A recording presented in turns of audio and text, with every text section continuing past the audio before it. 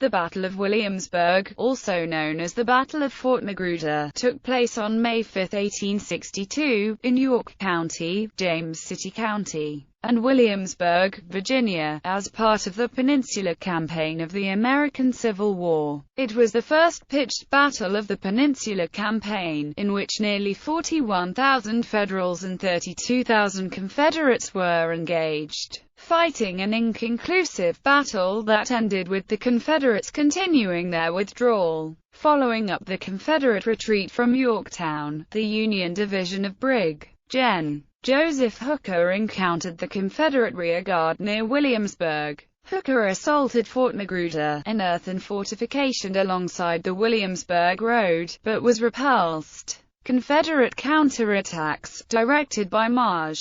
Gen. James Longstreet, threatened to overwhelm the Union left flank, until Brig. Gen. Philip Kearny's division arrived to stabilize the Federal position. Brig. Gen. Winfield S. Hancock's brigade then moved to threaten the Confederate left flank, occupying two abandoned redoubts. The Confederates counterattacked unsuccessfully. Hancock's localized success was not exploited. The Confederate Army continued its withdrawal during the night in the direction of Richmond, Virginia. Background: when Confederate General Joseph E. Johnston unexpectedly withdrew his forces from the Warwick Line at the Battle of Yorktown the night of May 3, Union Maj.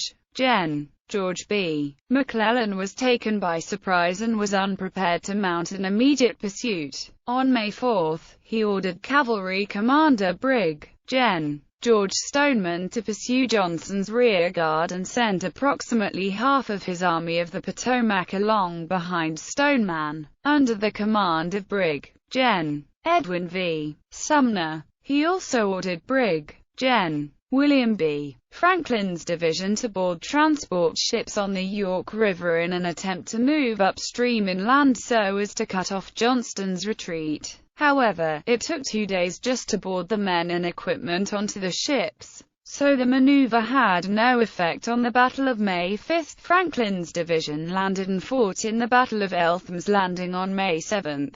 By May 5, Johnston's army was making slow progress on muddy roads and Stoneman's cavalry was skirmishing with Brig. Gen. J.E.B. Stuart's cavalry, Johnston's rearguard. To give time for the bulk of his army to get free, Johnston detached part of his force to make a stand at a large earthen fortification, Fort Magruder, straddling the Williamsburg Road, constructed earlier by Brig. Gen. John B. Magruder. Opposing forces. Union-Confederate battle. Brig. Gen. Joseph Hooker's 2nd Division of the 3rd Corps was the lead infantry in the Union Army advance. It assaulted Fort Magruder and a line of rifle pits and smaller fortifications that extended in an arc southwest from the fort, but was repulsed. Confederate counterattacks, directed by Maj.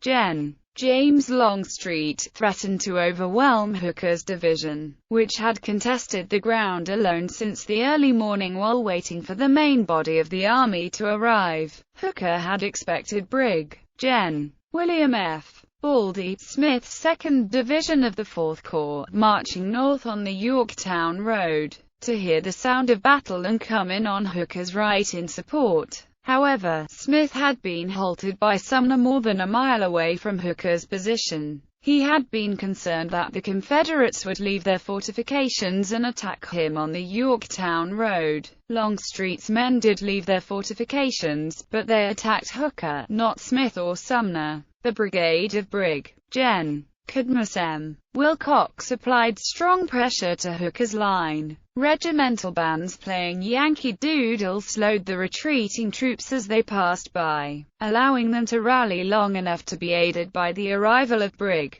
Gen. Philip Kearny's 3rd Division of the 3rd Corps at about 2:30 p.m. Kearny ostentatiously rode his horse out in front of his picket lines to reconnoiter and urged his men forward by flashing his saber with his only arm. The Confederates were pushed off the Lee's Mill Road and back into the woods and the abatis of their defensive positions. There, sharp firefights occurred until late in the afternoon, while Hooker continued to confront the Confederate forces in front of Fort Magruder. Brig. Gen. Winfield S. Hancock's 1st Brigade of Baldy Smith's division, which had marched a few miles to the Federal right and crossed Cubs Creek at the point where it was dammed to form the Jones Mill Pond, began bombarding Longstreet's left flank around noon. Maj. Gen. D.H. Hill, commanding Longstreet's reserve force, had previously detached a brigade under Brig.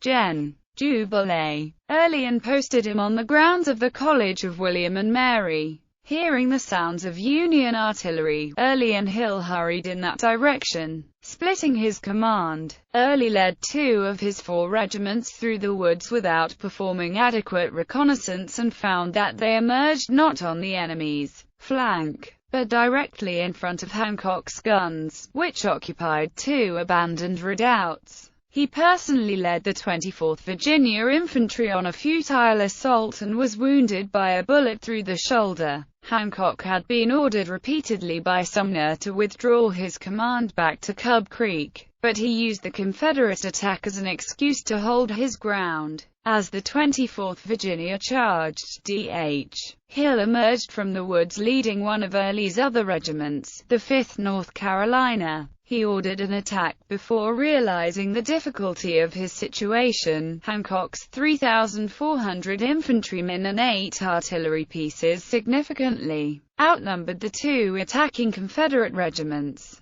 Fewer than 1,200 men with no artillery support.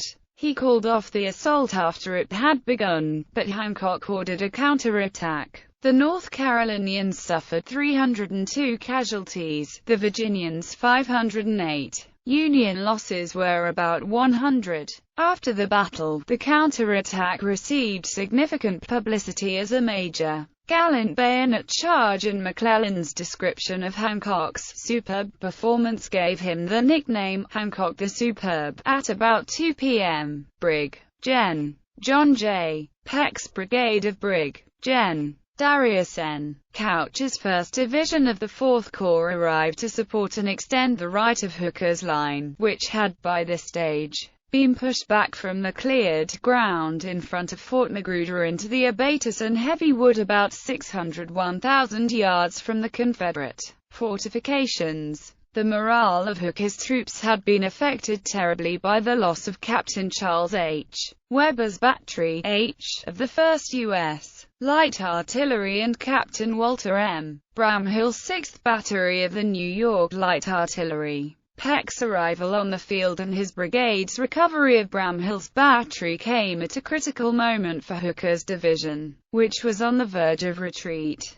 Aftermath. The Northern press portrayed the battle as a victory for the Federal Army. McClellan miscategorized it as a brilliant victory over superior forces. However, the defense of Williamsburg was seen by the South as a means of delaying the Federals, which allowed the bulk of the Confederate Army to continue its withdrawal toward Richmond. Confederate casualties, including the cavalry skirmishing on May 4, were 1,682. Union casualties were 2,283.